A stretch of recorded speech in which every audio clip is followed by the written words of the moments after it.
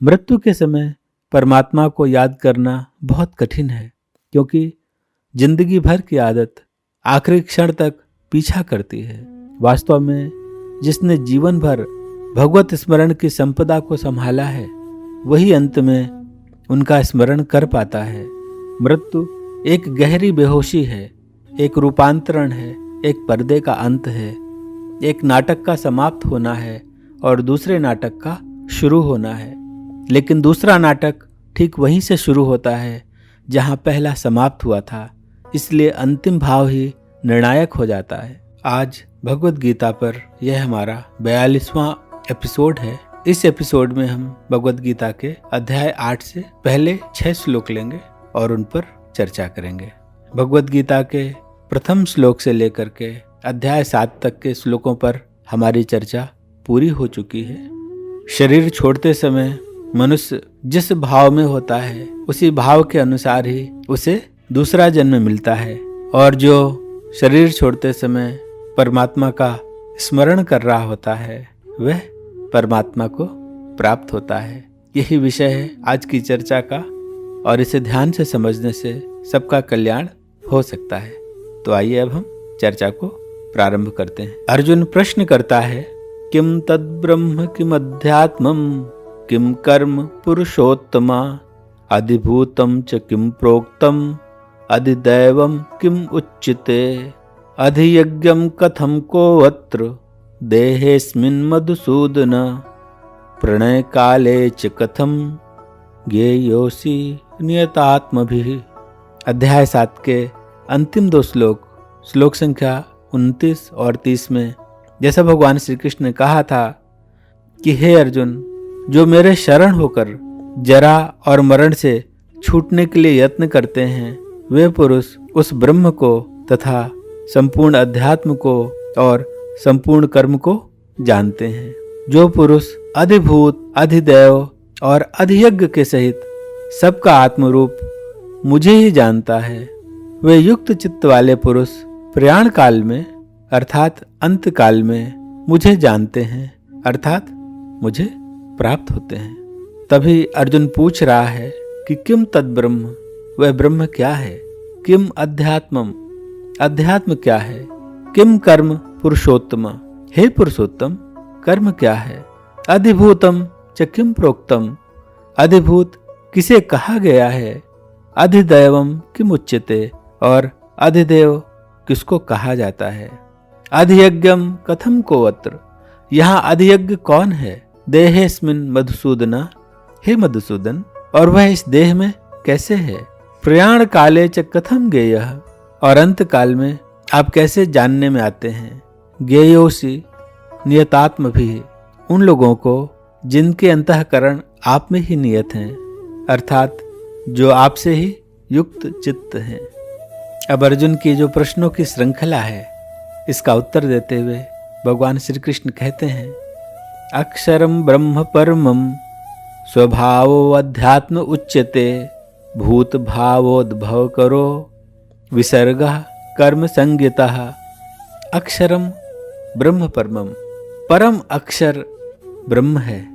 स्वभावो अध्यात्म उच्यते, स्वभाव को अध्यात्म कहते हैं। भूत भावोद्भव करो, और प्राणियों में भाव को प्रकट करने वाला विसर्गः कर्म संज्ञिता, जो त्याग है उसे कर्म कहा जाता है।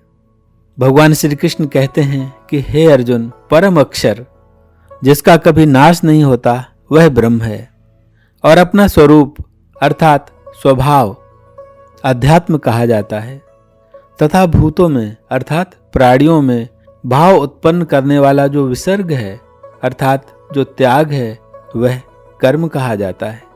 तो भगवान श्री कृष्ण प्रारंभ करते हैं कि जिसका विनाश नहीं हो सकता, अर्थात जो अक्षर को प्राप्त नहीं हो सकता, जो अक्षर है वही ब्रह्म है, और यह परम अक्षर ब्रह्म ही सर्वोपरि सच्चिदानंद घन अविनाशी निर्गुण निराकार परमात्मा का वाचक है।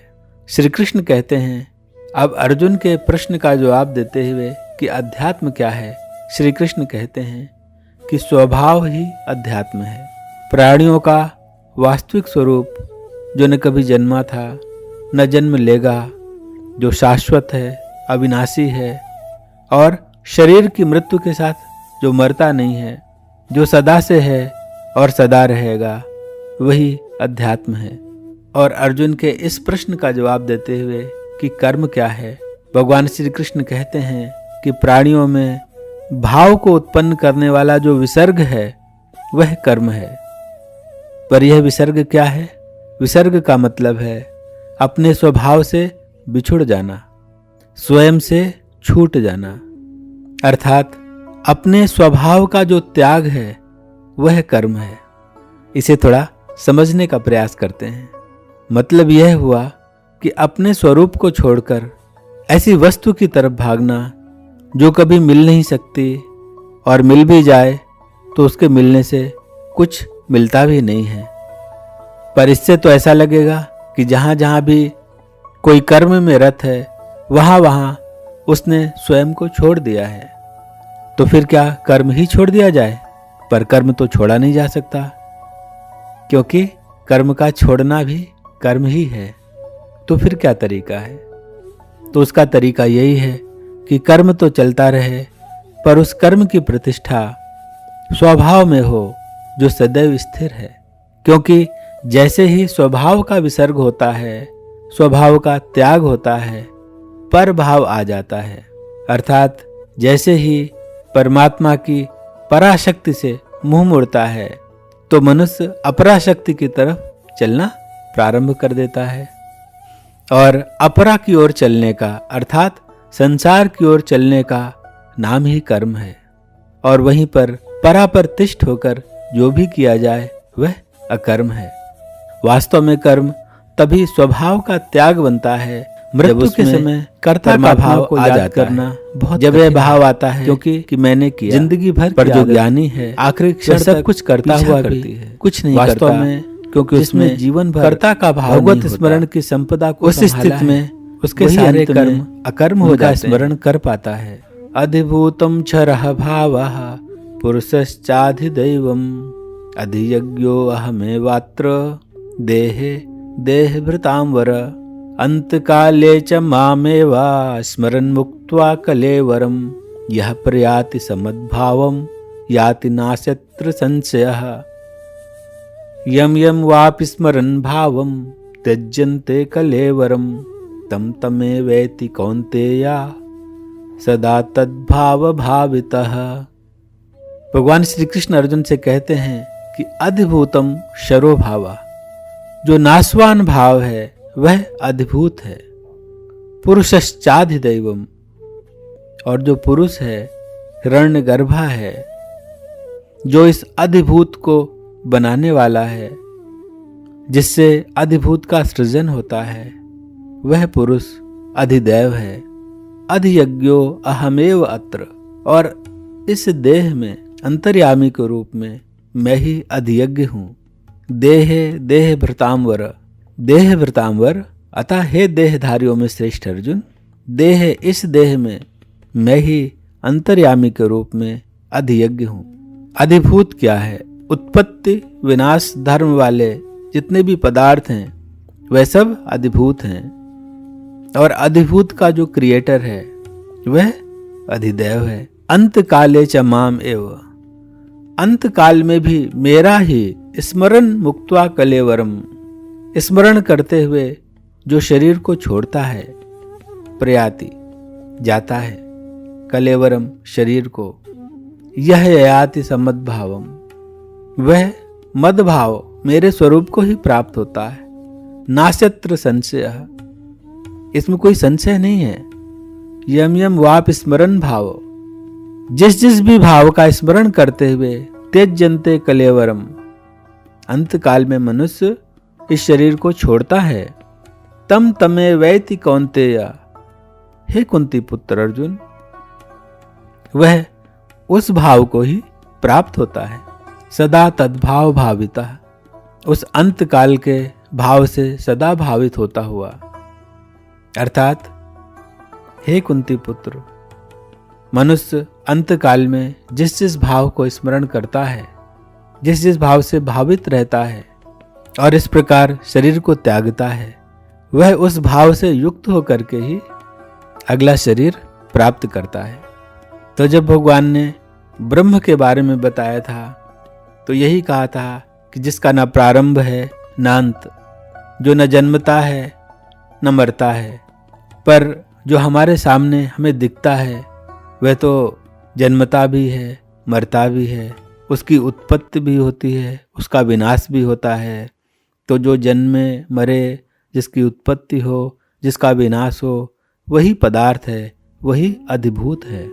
और यह सृष्टि ही वास्तव में अधिभूत है। और इस सृष्टि की जो रचना करने वाले हैं वो अधिदैव हैं। और जो मनुष्य के शरीर में अंतर्यामी परमात्मा के रूप में विद्यमान रहते हैं वो परमात्मा ही अधियज्ञ है। फिर भगवान श्री कृष्ण कहते हैं कि जो व्यक्ति मृत्यु के समय मेरा स्मरण करता हुआ शरीर का त्याग करता है वह मेरे स्वरूप को प्राप्त कर लेता है, इसमें संशय नहीं है। मृत्यु के समय परमात्मा को याद करना बहुत कठिन है, क्योंकि जिंदगी भर की आदत आखिरी क्षण तक पीछा करती है। वास्तव में जिसने जीवन भर भगवत स्मरण की संपदा को संभाला है वही अंत में उनका स्मरण कर पाता है।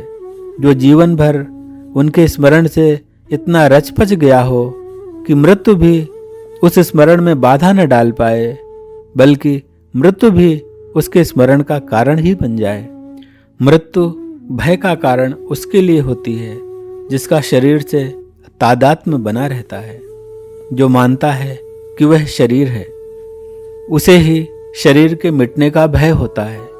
वहीं दूसरी ओर जिस व्यक्ति की साधना सतत बनी हुई हो, उसने परमात्मा के स्मरण को अपनी हर सांस से जोड़ दिया हो, उसके हृदय की धड़कन परमात्मा के स्मरण की माला के मनके में बदल गई हो, उसका उठना बैठना चलना भी उसी परमात्मा के स्मरण से होता हो, तभी मृत्यु भी उस परमात्मा के स्मरण से हो सकती है।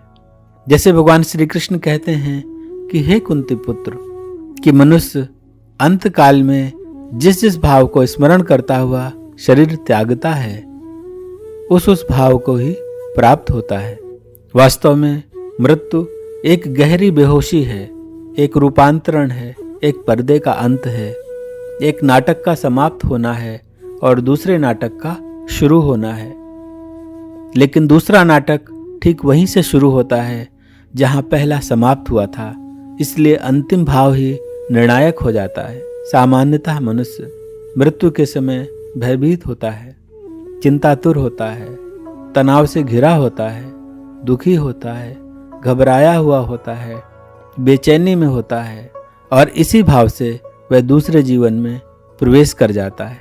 इसलिए आखिरी भाव बहुत कीमती होता है, लेकिन आखिरी भाव को अगर संभालना है तो पूरा जीवन संभालना पड़ेगा, क्योंकि आखिरी भाव पूरे जीवन का निचोड़ होता है। प्रभु का स्मरण यंत्रवत न हो, प्रेम पूर्वक हो, हृदय से जुड़ा हुआ हो, तो अंत में भी उसका स्मरण हो जाएगा। जब कहीं हम फूल खिले देखें तो हमें परमात्मा ही उसमें खिला हुआ दिखे। जब हम चांद या सूरज को उगता देखें तो परमात्मा ही उनमें उगता दिखे। जब कभी हवा का झोंका आए तो वह झोंका परमात्मा की ही खबर लाए। किसी के चेहरे में सौंदर्य दिखाई दे तो यह सौंदर्य उस परमात्मा का ही लगे और यह सब हृदय की स्फुरणा से आया हुआ हो। श्रीमद् भागवत जी में जड़ भरत की बहुत सुंदर कथा आती है, जो इन श्लोकों की जीवंत अभिव्यक्ति है। कल हमने जड़ भरत जी के सुंदर चरित्र का वर्णन किया था। यदि हम उस कथा को ध्यान से सुने और समझने का प्रयास करें तो जीवन में क्रांति घटित हो सकती है। अभी वह क्षण है जब हम प्रभु के स्मरण के लिए सजग हो जाएं, क्योंकि यदि हम अभी प्रभु का स्मरण न कर सके तो कभी न कर पाएंगे और यह जीवन यूं ही निकल जाएगा। एक बहुत प्यारा भजन है, इतना तो करना स्वामी जब प्राण तन से निकले, गोविंद नाम लेके, तब प्राण तन से निकले। श्री गंगा जी का तट हो, जमुना का वंशीवट हो, मेरा सांवरा निकट हो, जब प्राण तन से निकले। पीतांबरी कसी हो, छवि मन में ये बसी हो, होठों पे कुछ हंसी हो, तब प्राण तन से निकले। जब कंठ प्राण आए, कोई रोग ना सताए, जम दरस ना दिखाए, जब प्राण तन से निकले। उस वक्त जल्दी आना, नहीं शाम भूल जाना, राधे को साथ लाना, जब प्राण तन से निकले। एक भक्त की है अर्जी, खुद गर्ज की है गर्जी, आगे तुम्हारी मर्जी, जब प्राण तन से निकले। तुम्हारी मर्जी ही मेरी मर्जी है, पर बस इतनी अर्जी है, क्योंकि मैं खुद गर्ज हूँ, इसलिए मेरी गर्जी भी है कि मेरी तो सामर्थ्य नहीं है कि मैं तुम्हें पा पाऊँ, तुम्हारा स्मरण कर पाऊँ।